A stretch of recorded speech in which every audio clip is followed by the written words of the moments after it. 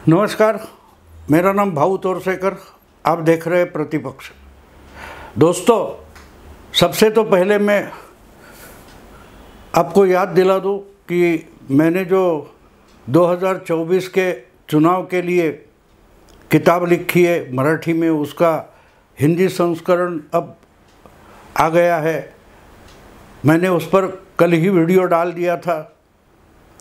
अगर आप वो किताब हिंदी में पढ़ना चाहते हैं तो वो कैसे मंगवानी है, इसकी इंफॉर्मेशन, जानकारी आपको वीडियो के नीचे डिस्क्रिप्शन में मिल जाएगी। तो जिनको चाहिए वो मंगवा सकते हैं। और मेरा जो असेसमेंट है 2024 के चुनाव का, अश्वमेध 2024, वो आप खरीद सकते हैं।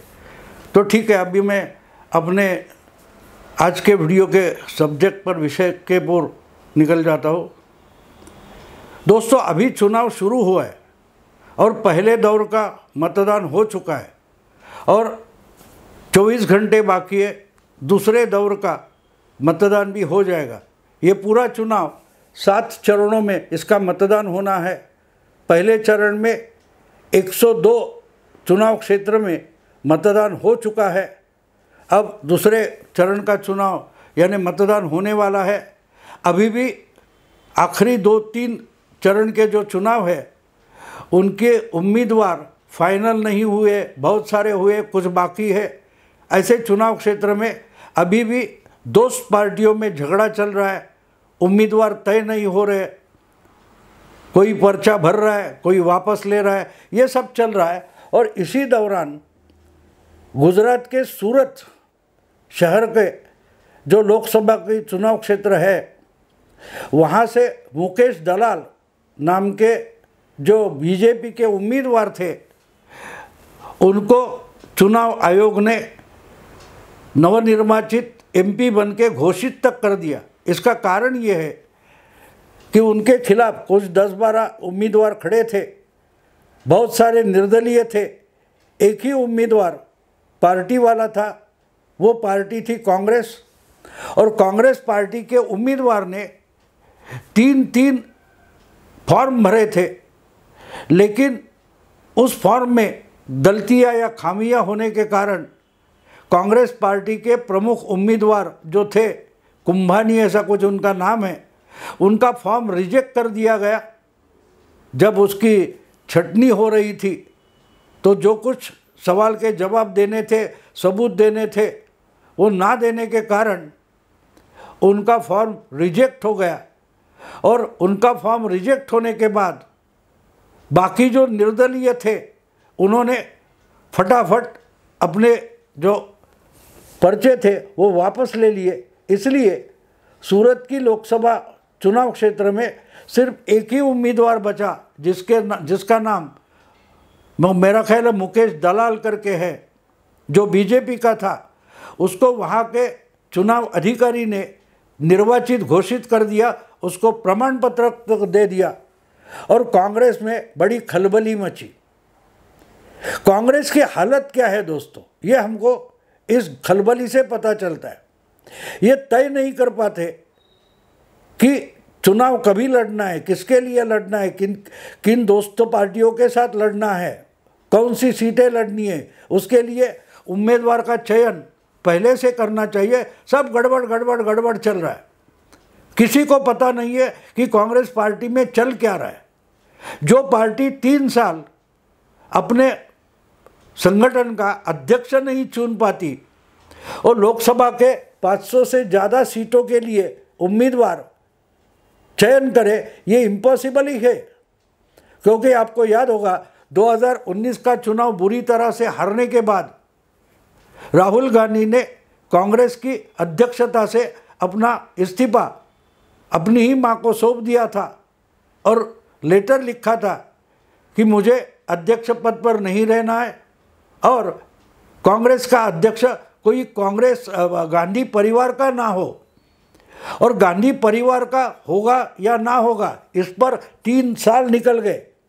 आखिर ऐसी परिस्थिति आ गई कि कांग्रेस के ही बड़े नेता गुलाम नबी आज़ाद, कपिल सिब्बल वगैरह वगैरह, शशि थरूर, 23 कांग्रेस नेताओं ने सोनिया गांधी को खत लिखा कि एक कोई फुल टाइम पार्टी के लिए अध्यक्ष का चुनाव ले लो, जो कार्यकर्ताओं को 24 घंटे उपलब्ध रहे। कोई देश के कोने कोने से आने वाले, दिल्ली में आने वाले कांग्रेस कार्यकर्ता है, उनके लिए कोई एक परमानेंट अध्यक्ष होना चाहिए। लेकिन ये खत लिखने के बाद उनको ही गद्दार घोषित किया गया।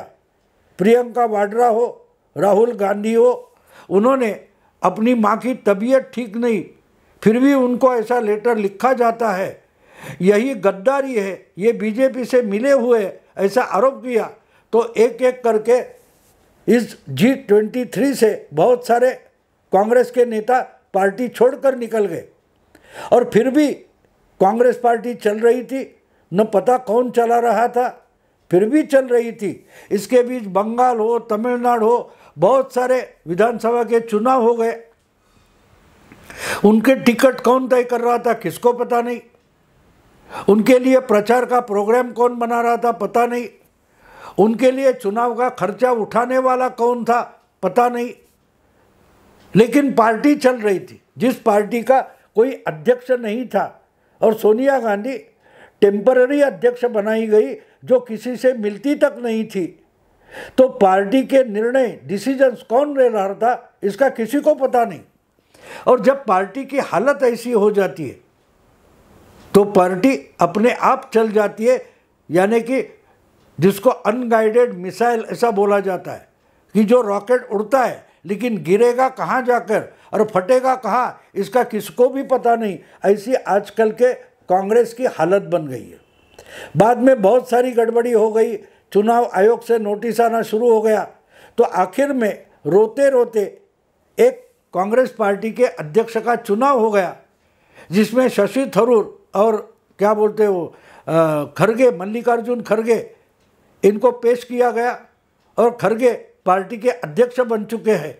फिर भी अध्यक्ष बन गए, इसका मतलब क्या, ये खुद खरगे को मालूम नहीं है, क्योंकि पूरे के पूरे डिसीजन अगर राहुल गांधी लेते हैं और वो पार्टी के कोई पदाधिकारी तक नहीं है, तो पार्टी की हालत क्या होगी, ये आप समझ सकते हो। जो पार्टी इस ढंग से चलती है, उस पार्टी के जो उम्मीदवार होते हैं, लोकसभा के हो, विधानसभा के हो, वो कहाँ से चुनाव लड़ेंगे, ये उनको मालूम होता है या नहीं होता है।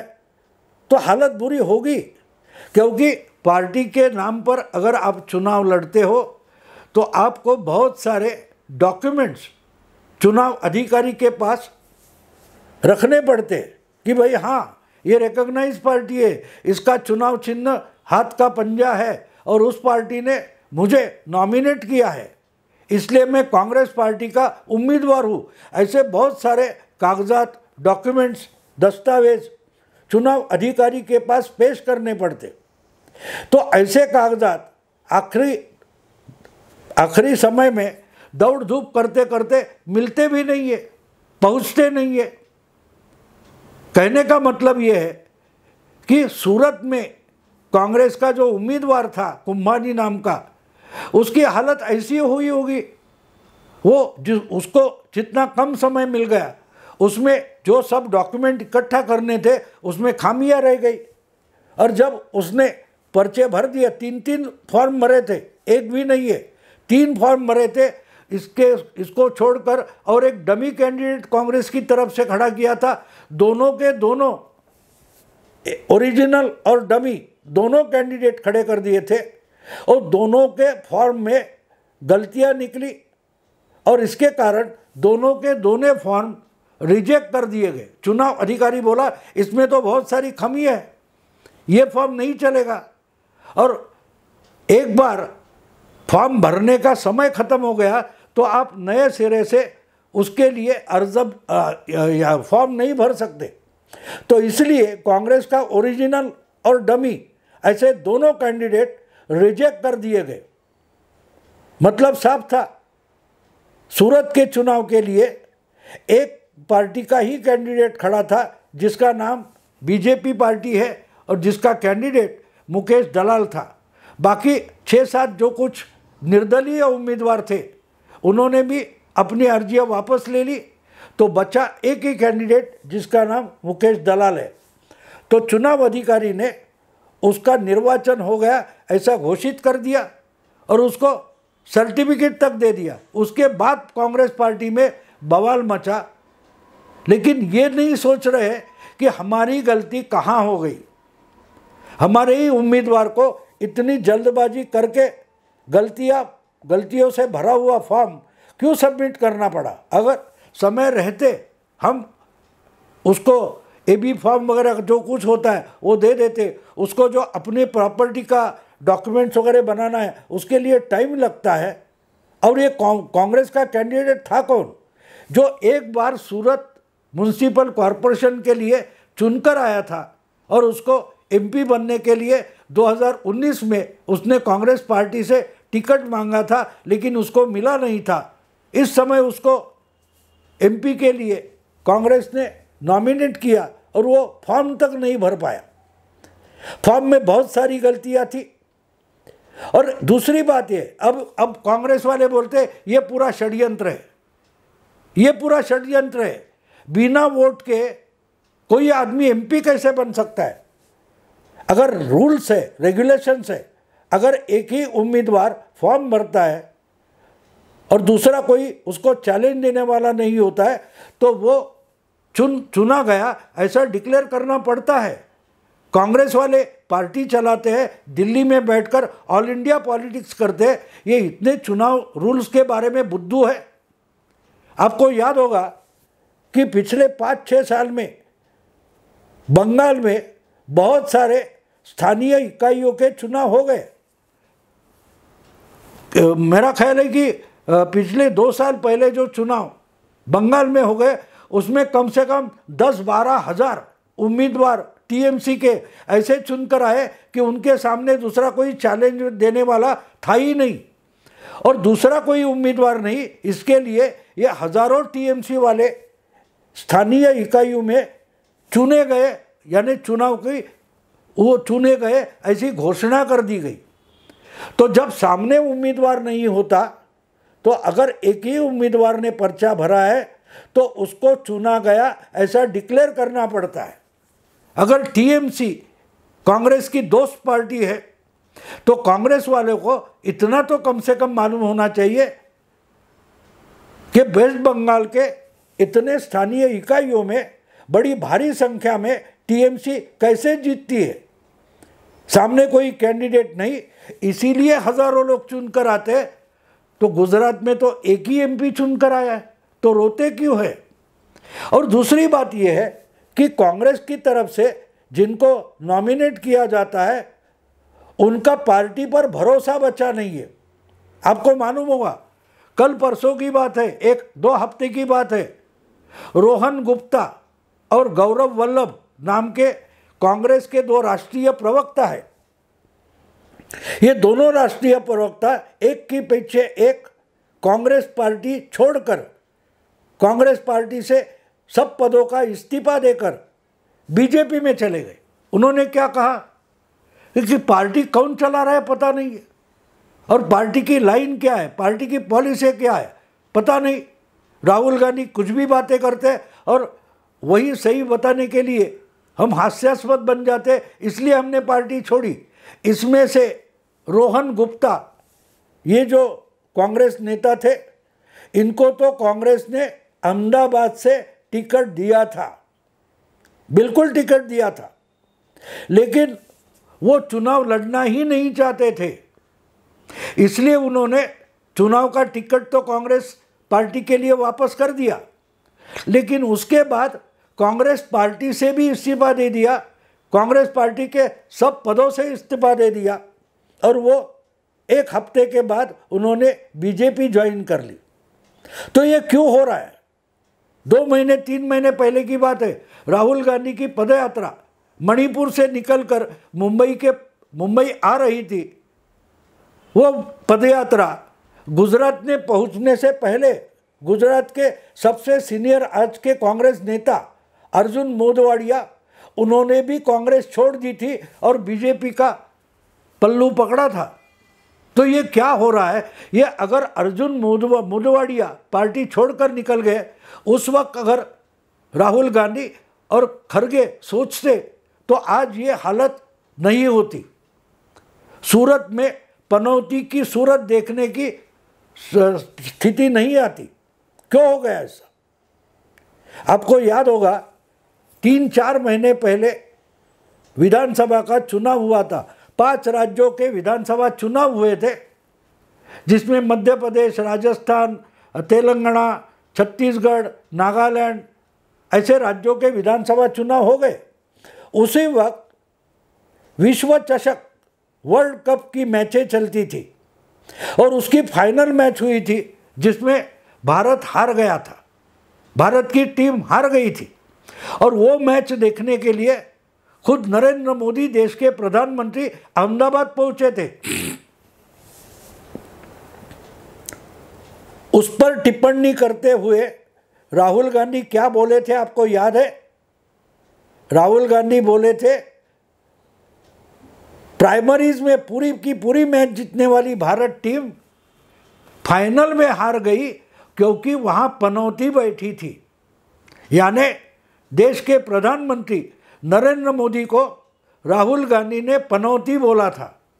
और मुझे ये बात याद है, इसलिए याद है कि मैंने उसी वक्त बोला था 3 दिसंबर को 5 विधानसभा चुनाव के नतीजे आने वाले हैं, मतगणना होने वाली है। उस दिन कौन पनौती अपने अपने पार्टी के लिए है, इसका पता लग जाएगा। और वही हुआ। राहुल गांधी को उन पार्टियों के नतीजों ने उनकी पार्टी के लिए, कांग्रेस पार्टी के लिए कौन पनौती बना है, उसका चेहरा आईने में दिखा दिया। क्योंकि राजस्थान और छत्तीसगढ़ में कांग्रेस की सरकारें थी और शायद फिर दोनों राज्य जीतकर मध्य प्रदेश भी कांग्रेस अपनी जेब में डालेगा, ऐसा बहुत बोला जा रहा था। लेकिन तीनों राज्यों में जोर शोर से नरेंद्र मोदी, देश के प्रधानमंत्री, बीजेपी का प्रचार कर रहे थे और तीनों राज्यों में बीजेपी बड़ी भारी बहुमत से जीत गई, भारी बहुमत से जीत गई। तो पनौती कौन था? राहुल गांधी थे। क्योंकि छत्तीसगढ़ का चुनाव तो कांग्रेस ही जीत लेगी, ये बीजेपी वाले मानते थे, सर्वे वाले बता रहे थे, ओपिनियन पोल वाले बता रहे थे, एग्जिट पोल वाले बता रहे थे। लेकिन जब मतगणना हुई और नतीजे सामने आ गए तो नतीजों में छत्तीसगढ़ भी बीजेपी, कांग्रेस के हाथ से निकल गया, क्योंकि पार्टी का सर्वोच्च नेतृत्व ही पार्टी के लिए पनौती बन गया है। और पनौती शब्द का अर्थ क्या होता है, उसके मायने क्या होते हैं, ये 3 दिसंबर को 5 विधानसभा चुनावों के नतीजों ने राहुल गांधी को बता दिया। तो अब देखिए क्या हो रहा है। अब देखिए, कल परसों की बात है, अमित शाह कहीं बोले कि शरद पवार अपनी पुत्री प्रेम में और उद्धव ठाकरे अपने पुत्र प्रेम में अपनी ही पार्टी गंवा बैठे। उस पर प्रतिक्रिया देते हुए उद्धव ठाकरे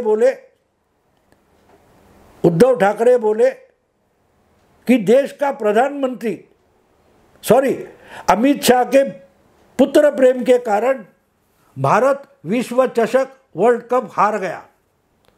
तो जो बात 5 विधानसभा चुनाव के दरमियान राहुल गांधी बोले थे, वही बात राहुल गांधी के नज़दीकी दोस्त उद्धव ठाकरे कल परसों ही बोले थे